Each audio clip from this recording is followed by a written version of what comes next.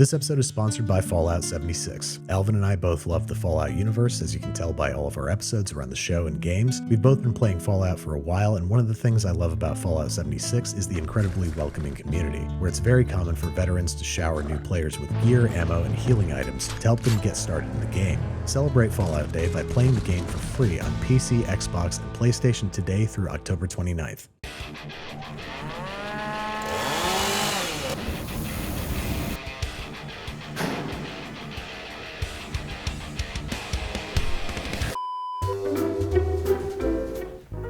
What's up, guys? Welcome back to Binging with Babish, where this week I'm joined by Alvin Zhou. Thank you.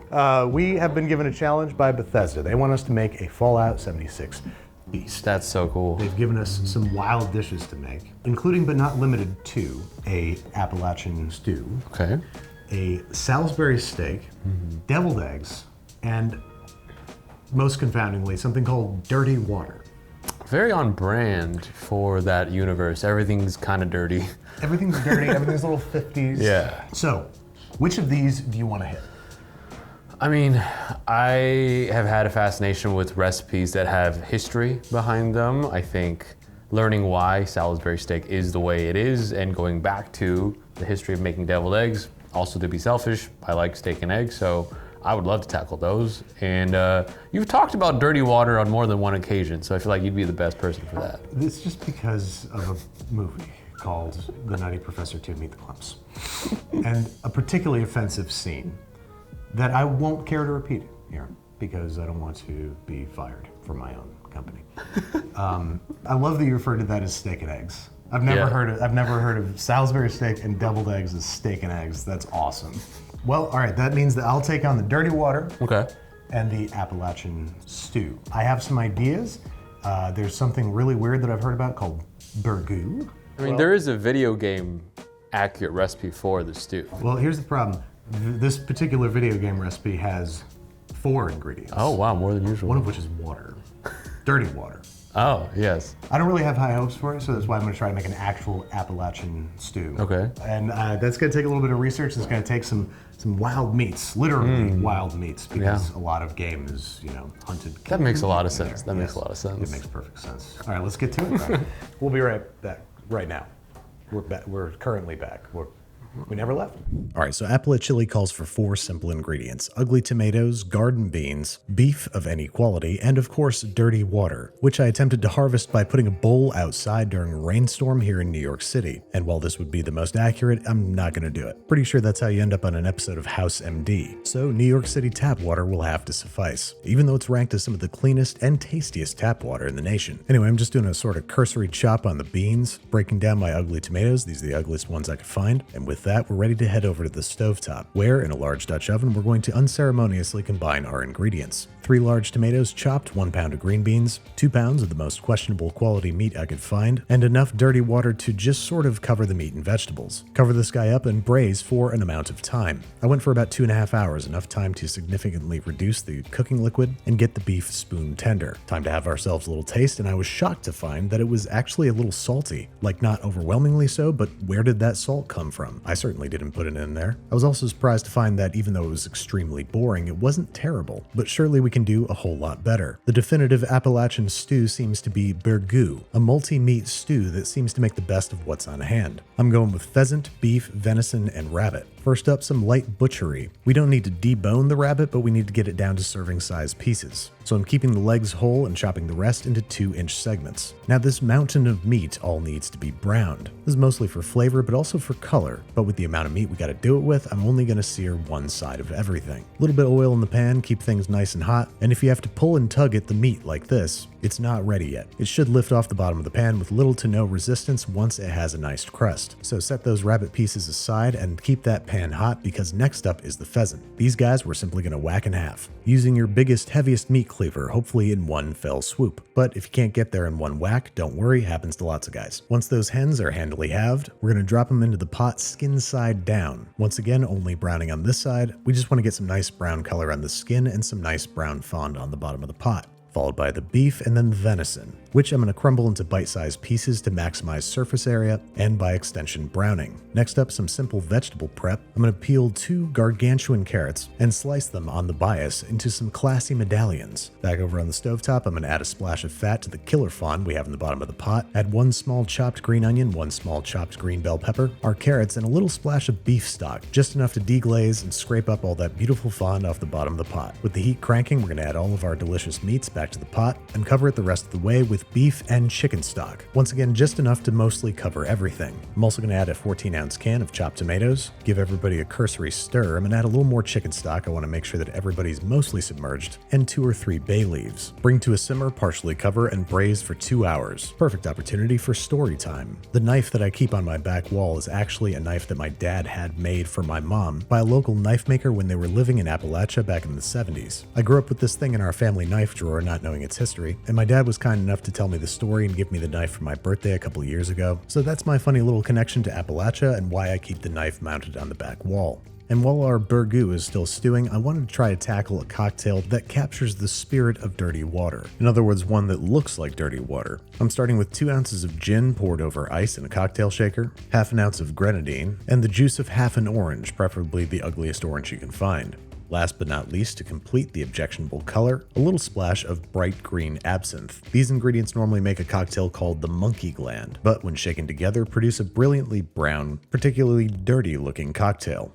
It looks the part, but does it taste the part? And if tasting the part is tasting pretty gross, then yes, it does. Kind of like an alcoholic licorice Shirley Temple. At this point, the most fitting cocktail I can think of is something that my old college bar used to call a horse tranquilizer. A little splash from about a dozen different bottles randomly chosen from the bar. In this case, that's bourbon, sherry, creme de cassis, luxardo, aquavit, madeira, marsala, rum, dry vermouth, Granny Smith apple liqueur, ancho chili liqueur, dark rum, and this bottle of gin in which I've been infusing plants that I can't mention. Pour over ice and shake, I guess. And let's take a look at what the cat dragged in. Now that is some dirty looking water. But how's it taste? I'm guessing totally normal. That being said, I'm just gonna work up a little bravery here. Come on, Andy, it's 2005, you're a freshman, you're broke, now just drink the damn thing. And it tastes completely insane, but surprisingly not completely awfully terrible. The aquavit and creme de cassis are not welcome players, and it mostly just tastes like Granny Smith apple, but not totally undrinkable. That being said, I'm going to be polite and save some for Alvin. Meanwhile, our burgoo has been stewing for 2 hours, so now we're going to pull out the rabbit pieces and pheasant halves for de-skinning and shredding. A process that lives up to its name. We're pulling the skin off the squab, removing the meat from the bones, and shredding into bite-sized pieces, likewise with the rabbit. Make sure you let these cool a little bit before shredding, both so you don't burn your hands, and so that the meat doesn't lose too much moisture. Then all this meat's headed back over to the stovetop into the stew pot, give that a little mix to get everybody reacquainted, and then it's time to start adding our vegetables in stages, starting with potatoes. I got one big ol' russet here that I'm going to peel and cut into 1-inch chunks, but you can really adjust these vegetables as you see fit for your preferences. Once these are chopped, I'm going to soak them in water for about 30 minutes. This is to remove excess starch. Obviously, you can do this while your stew is stewing. Now, corn-wise, I'm going to use some corn, which I'm going to overzealously chop into individual portions. These guys are headed into the stew first because they take the longest to cook. Oh boy, I feel like I added too much corn. You know what they say with corn? You can always go forward, you can never go back. But you know what they also say? You miss 100% of the corn you don't corn. Next up on the chopping block is a southern stew classic, okra, about a cup's worth chopped into bite-sized pieces. Once the potatoes and corn have gone for 20 minutes, add the okra, and I'm also going to add some lima beans. The only thing I could find were frozen lima beans. I've never seen fresh lima beans in my life. Give everybody a mix, bring it back up to a simmer. We're cooking these guys for another 10 minutes. I'm also going to add 2 tablespoons of Worcestershire sauce, many dashes of Tabasco, and now's a good time to start seasoning to taste with kosher salt and freshly ground black pepper. Give it a stir, taste for seasoning, and adjust as necessary. And there you have it, burgoo, an Appalachian classic. That's my half of the feast done, so now it's time to kick things back over to Alvin. While Andrew was handling the stew and the dirty water upstairs, I'm working on a few Fallout themed dishes as well. First up, Salisbury steak. I'm combining 1.5 pounds of 80/20 ground beef, half a cup of plain breadcrumbs, about half of a 10.5 ounce can of condensed French onion soup, some salt, some pepper, and 1 egg. Then I'm going to take this mixture and mix it all by hand until everything is nice and smooth. Once everything is started to combine and the breadcrumbs have started to hydrate a little bit, I'm going to shape these into patties. Now what I think is really cool about this dish is the resourcefulness of its origin. It's clearly not an actual steak, but using things you had readily available, such as cheap things like breadcrumbs or eggs or ground beef, we invented a dish that looked like a steak and maybe even tasted like a steak, and was so popular that it made its way into Japan in the form of Hamburg steak. And so to shape these patties, I've usually seen it in the form of a football kind of thing. Maybe the tapered edge gives it a better look than a normal hamburger patty and gives it a touch of elegance. I like to do that by slapping it in between my hands rather than just pressing it, because this will release a lot of the air pockets and help it prevent from breaking. After shaping these beef patties into their correct football shapes, I'm going to now fry these in a pan on low heat with just a touch of oil. Roughly 3 minutes per side, flipping it over just to see a good crust, and then because these meat patties are relatively thick, these are going to need to finish in the oven. We're going to bake these at about 350 degrees for 15 minutes.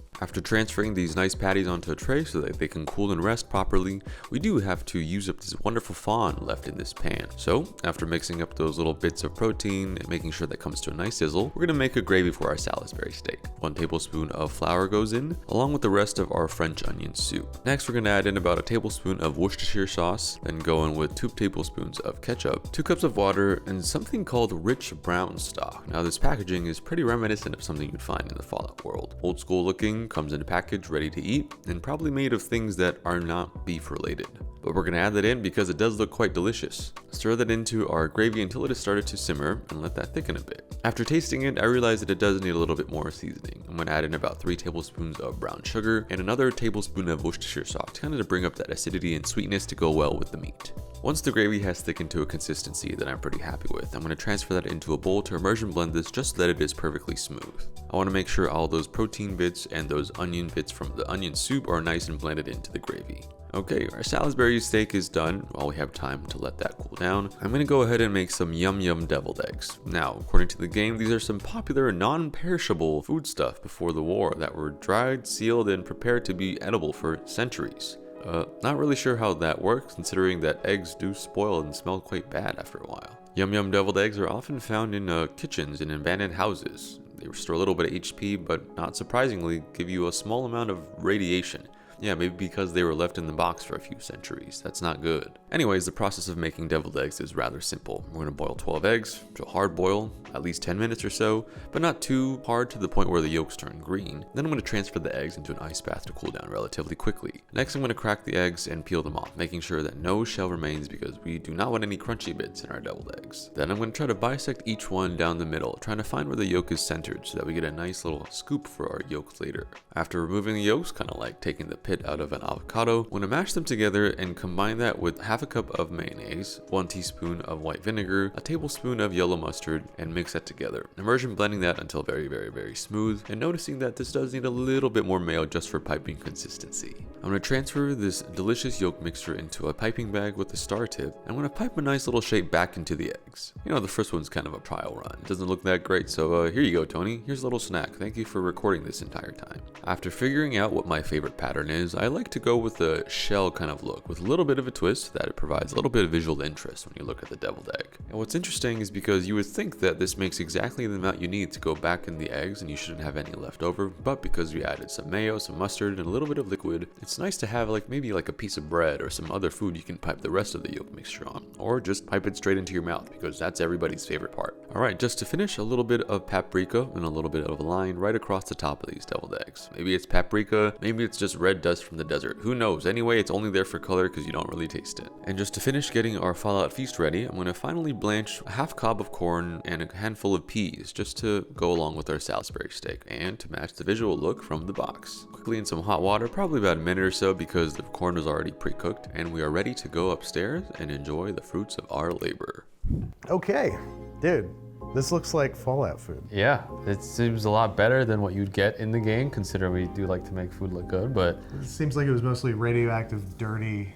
Yeah, pretty dirty. Literally called dirty water, which is the thing I had to whip up over here. Not going to tell you what that is. I want you to have a sip of it and tell me what you think. I mean, if you didn't tell me, I feel like this did come out of the sink, so... Well, it didn't come out of the sink. That's the only thing I'll tell you, though. Cheers. Cheers. Whoa. It smells good, though. It's like... It's like herbal medicine. It's actually pretty good. I don't know what you put in here, but it's pretty good. It's a little splash of every liquor that we have. Honestly, if you serve this in a nice martini glass at a New York City bar, people would pay $25 for I'll this. drink to that. So we have all this wonderful food here. Tell me about what you made. So we made some Salisbury steak, a very kind of old school recipe. I think it was initially created to mimic steak, but because steak was, hard to come by and probably really expensive, this is made with, ground beef, breadcrumbs, eggs to kind of like spruce it up, and I feel make it more luxurious out of simpler, cheaper ingredients you might have around the house. It looks very video game. It looks like a little too perfect, like Yeah. Uncanny Valley. It looks like if you walked over it, it would light up and you would press E to pick it up. And get too healthy. Yeah, exactly. We also made some deviled eggs, as I think most of these foods kind of reminds me of old school American cooking. I feel like they both taste good, but I feel like they were invented a long time ago and they kind of stuck around and became classics. So these are just pretty standard deviled eggs. You got eggs, you got some mayonnaise, you got some mustard, a little bit of paprika or questionable spice you would find outside. Yeah, I wonder what kind of spices they find out there in the wasteland. And what did you make here? This is a play on Delbert's Appalachili. Before we try this, I want to try the literal interpretation of Delbert's recipe. Because Okay. you can find it in the game. So Okay. I whipped it up This is always the fun part. right over here. And I'll tell you what it is. It is 3 ugly tomatoes. Oh, ugly tomatoes. Uglier the better. Okay, wow. It's beef, doesn't matter the quality.